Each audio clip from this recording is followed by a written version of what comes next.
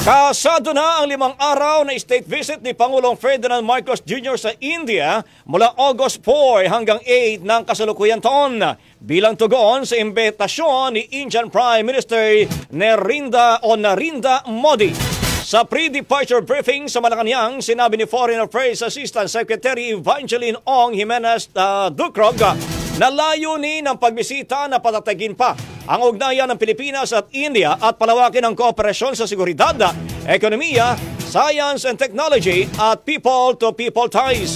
Bahagi rin ito ng year-long celebration ng ika-75 anibersaryo ng diplomatic relations ng dalawang bansa na nagsimula noong November 2024. Pagdating ng Pangulo sa India sa August 4, makikipagkita agad siya sa Filipino community sa New Delhi. Nasusundan ng mga opisyal na aktibidad kabilang ang courtesy call kay Indian President Draupadi Murmu at bilateral meeting kay Prime Minister Narendra Modi.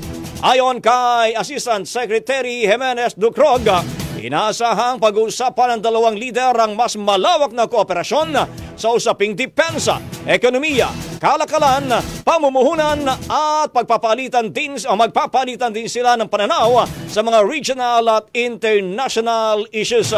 Bukod dito, nakatagdaring makipagpulong si Pangulong Marcos sa leader ng Bharatiya Janata Party o BJP na si Janat Prakash Nada. Nakasalukuyang Minister of Health and Family Welfare ng India. Ang BJP ang namumulong partido sa National Democratic Alliance at pinakamalaking partidong politikal sa India. May 2 business event ding nakalinya sa itinerary ng Pangulo, isa sa New Delhi at isa pa sa Bangalore na tinaguriang Silicon Valley ng India. Ayon kay Jimenez, ilang Indian CEOs na interesado sa merkado ng Pilipinas ang nagnanais makipagpulong sa Pangulo upang pag-usapan ang mga oportunidad sa pamumuhunan.